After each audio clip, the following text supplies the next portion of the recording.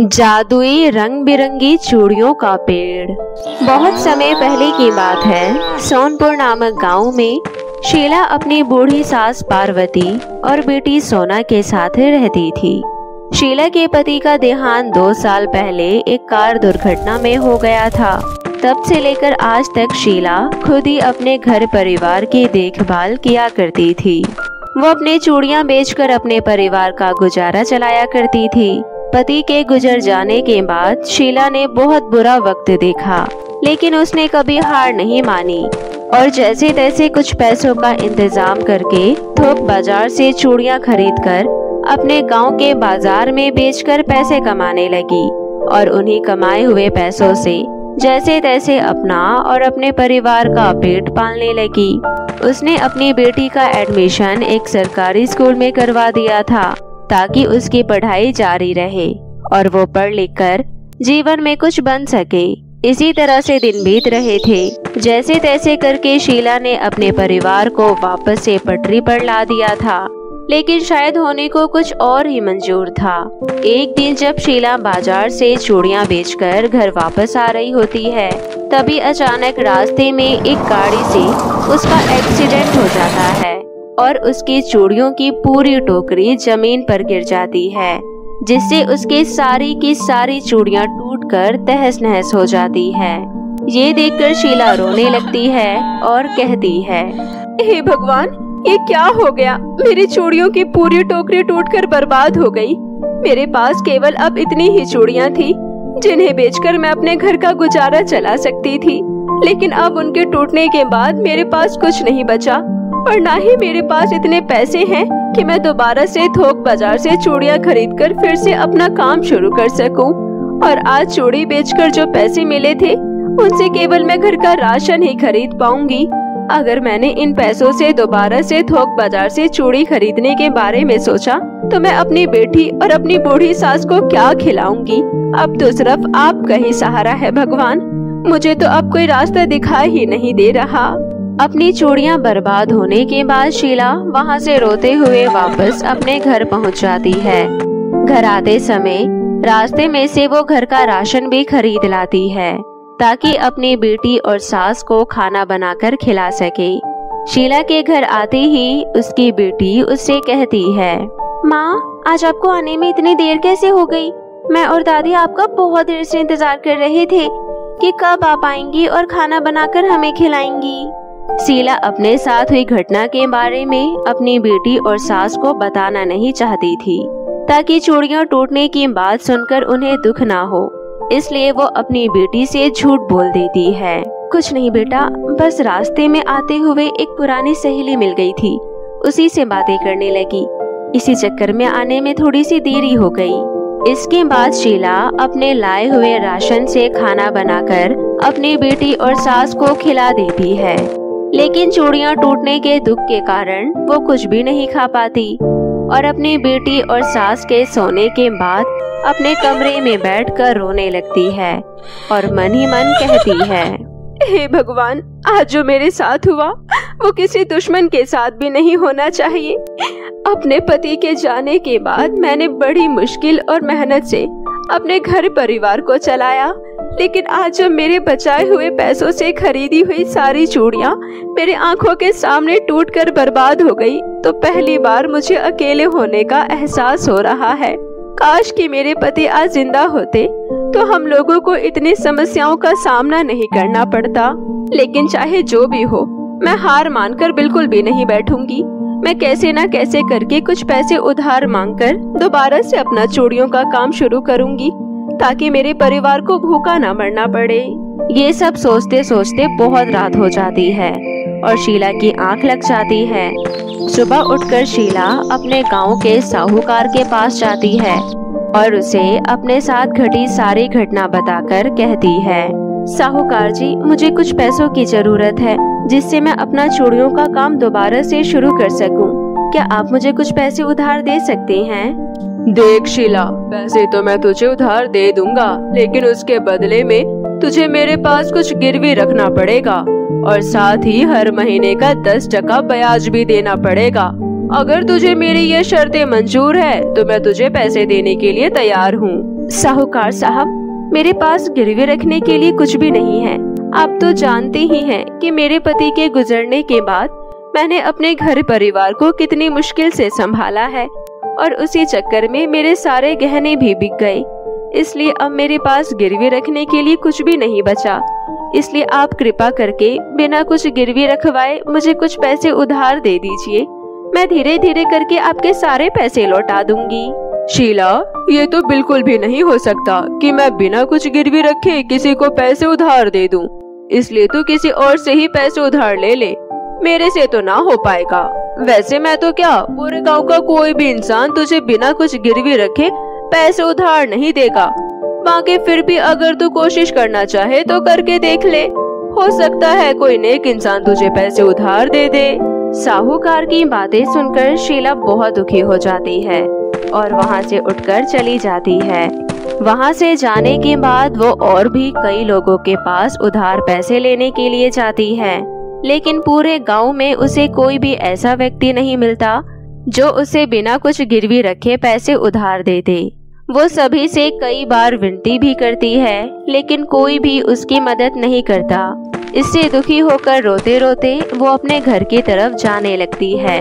तभी रास्ते में उसे कुल देवी का मंदिर दिखाई देता है। वो मंदिर के अंदर जाती है और रोते रोते देवी माँ से कहती है, देवी माँ, आप तो मेरे बारे में सब कुछ पहले से ही जानती हैं। मुझे आपको अपने बारे में कुछ भी बताने की जरूरत नहीं है, क्योंकि आपकी नजरों से भला क्या छुपा हुआ है। आज मुझे पैसों की सख्त जरूरत है, ताकि मैं उन पैसों से चूड़ियाँ खरीदकर बाजार में बेच सकूं और अपने घर की रोजी रोटी चला सकूं। पूरे गांव में सभी से पैसे उधार मांगने के बाद भी मुझे पैसे नहीं मिले। मेरी समझ में नहीं आ रहा कि अब मैं क्या करूं। इसलिए हे देवी माँ, मेरी आपसे विनती है कि अब आप ही मेरी मदद करें, क्योंकि अब आपके अलावा इस दुनिया में कोई भी नहीं बचा जो मेरी मदद कर सके। शीला की विनती सुनकर देवी माँ अचानक उसके सामने प्रकट हो जाती है। बेटी शीला, मैं जानती हूँ कि तुमने अपना पूरा जीवन बहुत कठिनाइयों से बिताया है। खास तौर से तुम्हारे पति के जाने के बाद तो तुम्हारे जीवन में मुसीबतों का पहाड़ ही टूट पड़ा था, लेकिन फिर भी तुमने कभी हार नहीं मानी और अपनी सच्ची मेहनत और लगन की बदौलत अपने घर परिवार का पेट भरा और आज तक तुम उनकी पूरी तरह से देखभाल कर रही हो। तुम्हारी अच्छाई को देखते हुए मैं तुम्हें ये जादुई चूड़ियों के पेड़ का बीज दे रही हूँ। इसे तुम अपने घर के आंगन में लगा देना और अगले ही दिन से ये तुम्हें बहुत सारी खूबसूरत खूबसूरत चूड़ियाँ देने लगेगा। इस पेड़ से कभी भी चूड़ियाँ खत्म ही नहीं होंगी। जितनी चूड़ियाँ तुम इससे तोड़ोगी, उससे कई ज्यादा चूड़ियाँ अगले दिन उसमें उग जाया करेंगी। फिर तुम उन चूड़ियों को बेचकर अच्छे खासे पैसे कमा लिया करोगी और अपने घर परिवार की भी अच्छे से देखभाल कर पाओगी। ये लो बेटी, जादुई चूड़ियों के पेड़ का बीज, और मेरा आशीर्वाद है कि तुम आज से कभी भी दुखी नहीं रहोगी। हे देवी माँ, आपका बहुत बहुत धन्यवाद जो आपने मेरी इस विनती को स्वीकार किया और मुझे ये जादुई चूड़ियों के पेड़ का बीज दिया। आपका ये एहसान मैं जीवन में कभी नहीं भूल पाऊंगी। मैं हमेशा आपकी शुक्रगुजार रहूंगी। देवी माँ का धन्यवाद करके और उनसे जादुई चूड़ियों के पेड़ का बीज लेकर शीला मंदिर से खुशी खुशी अपने घर आ जाती है और घर आकर वो उस जादुई चूड़ियों के पेड़ के बीज को अपने घर के आंगन में लगा देती है और अगले ही दिन वो जादुई चूड़ियों का पेड़ उग जाता है और उसमें बहुत सुंदर सुंदर चूड़ियाँ लग रही होती है। शीला उनमें से कुछ चूड़ियाँ तोड़ लेती है और बाजार जाकर बेच आती है। उसकी चूड़ियाँ इतनी खूबसूरत होती है कि उन्हें बिकने में जरा भी वक्त नहीं लगता। उसके बाद शीला हर रोज उस जादुई चूड़ियों के पेड़ से चूड़ियाँ तोड़कर बाजार में जाकर बेच देती और अच्छे खासे पैसे कमा लेती। ऐसे ही धीरे धीरे उसकी सारी गरीबी दूर हो जाती है और वो बहुत अमीर हो जाती है और फिर वो एक अच्छा सा घर बनवा लेती है और उसमें अपनी बेटी और बूढ़ी सास के साथ हंसी खुशी अपना जीवन व्यतीत करने लगती है। साथ ही वो जरूरतमंद औरतों को मुफ्त में चूड़ियाँ देकर अपने तरफ से देवी माँ का धन्यवाद भी करती रहती है। तो दोस्तों, कैसी लगी आपको हमारी ये कहानी, हमें कमेंट सेक्शन में ज़रूर बताएं। अगर आपको हमारी ये कहानी पसंद आई है तो हमारे चैनल को लाइक और सब्सक्राइब करें और ऐसी ही मज़ेदार कहानियाँ रोज़ देखते रहने के लिए बेल आइकन को प्रेस करना ना भूलें। बहुत समय पहले की बात है। एक दंपति क्रिस्टल और जॉन चर्च से अपने घर की तरफ जा रहे थे। तभी उसे रास्ते में किसी बच्चे के रोने की आवाज सुनाई दी। जॉन, यह तो किसी बच्चे की रोने की आवाज है। आखिर इतनी सुबह सुबह सुनसान रास्ते पर किसका बच्चा हो सकता है? चलो चलकर देखते हैं। दोनों सुनसान रास्ते पर एक बच्चे को अकेला रोता देख उसे अपने साथ अपने घर ले आते हैं। क्रिस्टल की पहले से एक बेटी थी, थम्बलिना। थम्बलिना, देखो तुम्हारे साथ खेलने वाली तुम्हारी एक और बहन आई है। वाओ मॉम, ये तो बहुत प्यारी है। मॉम, इसका नाम क्या है?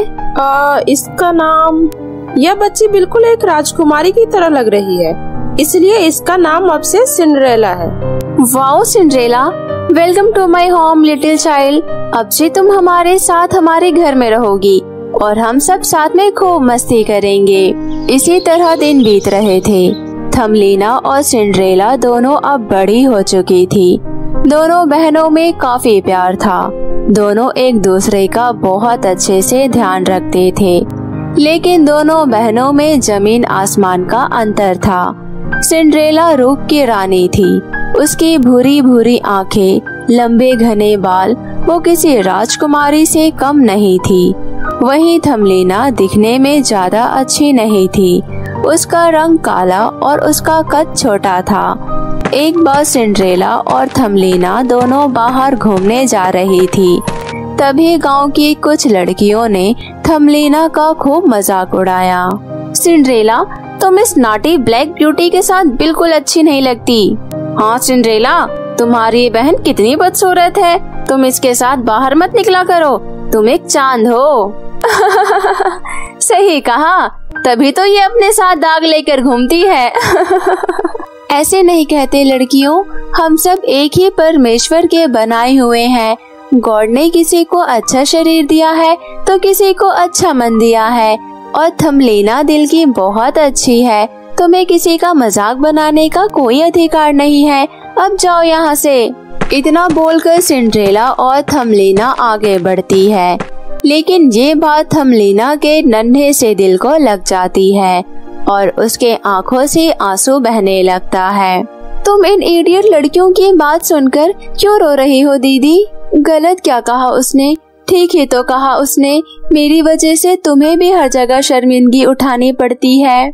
इतना बोलकर थम्बलिना वहाँ से रोते हुए घर आ जाती है। दीदी रुक जाओ, कहाँ जा रही हो? मेरी बात तो सुनो। थम्बलिना घर आकर खुद को एक कमरे में कैद कर लेती है। अच्छा हुआ बेटी तुम आ गई। आज थम्बलिना को देखने लड़के वाले आ रहे हैं। तुम जाकर उसे अच्छे से तैयार कर दो। ठीक है मॉम। थम्बलिना, दरवाजा खोलो। थम्बलिना प्लीज दरवाजा खोलो। थम्बलिना दरवाजा खोल देती है, लेकिन अभी भी वो मुंह लटकाए शांत बैठी थी। देखो मेरी प्यारी बहन, ऐसे दिल छोटा नहीं करते। इंसान की असली सुंदरता रूपों से नहीं बल्कि उसके गुणों से होती है, और तुम दिल की बहुत ही सुंदर हो। तुम्हें दिल छोटा करने की कोई जरूरत नहीं है। और हाँ, अब जल्दी से तैयार हो जाओ। मेरी बहन को देखने एक प्यारा सा राजकुमार आ रहा है। अब चलो हंसो, मेरी प्यारी बहनिया बनेगी दुल्हनिया। और फिर दोनों हंसने लगते हैं। शाम तक लड़के वाले भी आ जाते हैं। सिंड्रेला थम्बलिना को अच्छे से तैयार कर लड़कों वालों के पास ले आती है। आओ बेटी। जी, यह मेरी बेटी थम्बलिना है। हर काम में निपुण और गुणवान है मेरी बेटी। लड़के वालों की नजर एक टक सिंड्रेला पर ही टिकी थी। यह कौन है बहन जी? आपने इसके बारे में हमें नहीं बताया। यह हमारी छोटी बेटी सिंड्रेला है। सिंड्रेला अंदर जाओ, मेहमानों के लिए खाने का इंतजाम करो। तकलीफ करने की कोई बात नहीं है बहन जी। देखिए, हमें घुमा फिरा कर बोलने की आदत नहीं है। हमें आपकी बेटी पसंद आ गई है, लेकिन हमें अपने बेटे के लिए आपकी छोटी बेटी चाहिए। माफ करिएगा, हम इतनी सुंदर लड़की को छोड़कर इस काली और छोटे कद की लड़की को अपने घर की बहू नहीं बना सकते। सिंड्रेला को ये सब सुनकर बहुत गुस्सा आ जाता है। और बोलती है, निकल जाओ मेरे घर से। पता नहीं लोगों को क्या हो गया है, सबको बस बाहरी सुंदरता ही अच्छी लगती है। मेरे बहन को रिजेक्ट करने से पहले एक बार अपने बेटे की तरफ भी देख लिया होता, लोमड़ी सी शक्ल का। मेरी बहन लाखों में एक है, वो कोई खुश नसीब ही होगा जिससे मेरी बहन की शादी होगी। चलो निकलो यहाँ से।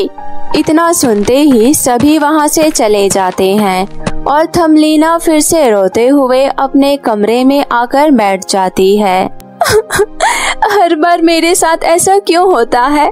मैं सुंदर नहीं हूँ तो क्या ये मेरी गलती है? क्यों हर बार मुझे जलील होना पड़ता है? उदास मत हो बहन, चली जाओ यहाँ से। मुझे तुम्हारी कोई बात नहीं सुननी। तुम्हारे कहने पर ही मैं लड़के वालों के सामने गई थी, देख लिया ना, फिर क्या हुआ? मैं तुम्हारे दर्द को समझ सकती हूँ। मुझसे तुम्हारे लिए जो कुछ भी बन पड़ेगा मैं वो सब करने को तैयार हूँ। अच्छा, तो क्या तुम मुझे अपनी तरह सुंदर बना सकती हो? नहीं ना, मैं जानती हूँ तुम कुछ नहीं कर सकती। चली जाओ यहाँ से, मुझे अकेला छोड़ दो। बोलकर किसी को समझा लेना बहुत आसान होता है, लेकिन असल जिंदगी बातों से ज्यादा बाहरी दिखावट पर मरती है। सिंड्रेला उदास मन से चर्च जाती है। वो गॉड से थमलीना के अच्छे जीवन के लिए प्रार्थना करती है और कैंडल जलाती है। तभी चर्च की घंटी बजती है। सिंड्रेला बाहर निकलकर एक पेड़ के नीचे बैठ जाती है। तभी वहाँ पर एक परी आती है। सिंड्रेला, मेरी बच्ची, तुम इतनी बड़ी हो गई, आखिर तुम मुझे मिल ही गई। आप कौन हैं और मुझे देखकर इतनी हैरान क्यों हो रही हो? मैं तुम्हारी माँ हूँ। आज से 16 वर्ष पहले मैं तुम्हें इसी चर्च के आगे छोड़कर चली गई थी, क्योंकि उस टाइम मेरे पास दूसरा कोई ऑप्शन नहीं था। क्योंकि हम परियों को इंसानों से हुए बच्चों को परीलोक में रखना वर्जित था। लेकिन उसके बाद मैंने तुम्हें ढूंढने की बहुत कोशिश की, लेकिन तुम मुझे कहीं नहीं मिली। मेरे साथ चलो बेटी। कौन सी बेटी? कैसी बेटी? आपकी बेटी तो 16 साल पहले ही मर चुकी है और आज जो यहाँ खड़ी है वो आपकी नहीं बल्कि क्रिस्टल और जॉन की बेटी है। सॉरी, मैं आपके साथ नहीं जा सकती। तेरी खुशी में ही मेरी खुशी है बेटी। बस एक बार मुझे अपने गले लगाकर माफ कर दे प्लीज बेटी। अपने इस बदनसीब माँ को माफ कर दे, फिर मैं यहाँ से हमेशा के लिए चली जाऊंगी। मैंने तुम्हें देख लिया, मेरे लिए यही बहुत है। सिंड्रेला अपनी माँ को माफ कर उसे गले से लगा लेती है। बेटी, जाने से पहले मेरी एक ख्वाहिश है। मैंने तुम्हें कभी कुछ नहीं दिया, तो अपने इस माँ से कुछ भी मांग सकती हो। ठीक है, तो मुझे आपसे एक जादुई लिपस्टिक और जादुई हील्स चाहिए। फिर परी सिंड्रेला को एक जादुई लिपस्टिक और हील सैंडल दे देती है। इतना बोलकर वो परी वहाँ से गायब हो जाती है। सिंड्रेला घर आकर जादुई लिपस्टिक और जादुई हील्स थमलीना को देती है। थमलीना जैसे ही उस जादुई लिपस्टिक को अपने होठों पर लगाती है, वो भी सिंड्रेला की तरह ही खूबसूरत हो जाती है और हील्स को पहनते ही उसका कद भी लंबा हो जाता है। Thank you so much Cinderella, मुझे दुनिया की सारी खुशियाँ देने के लिए। अब से मैं शान से नजरें उठाकर तुम्हारे साथ बराबर में चल पाऊंगी। हाँ मेरी प्यारी बहन। अगले साल ही सिंड्रेला और थमलीना की शादी एक ही राजशाही परिवार में इब्राहिम और क्रिश नाम के लड़के से हो जाती है और फिर दोनों बहनें एक साथ खुशी खुशी रहने लगती है। तो मेरे प्यारे दोस्तों, इस कहानी से आपको क्या सीख मिली मुझे कमेंट करके जरूर बताएं। और अगर कहानी अच्छी लगी हो तो अपने दोस्तों के साथ भी शेयर करें।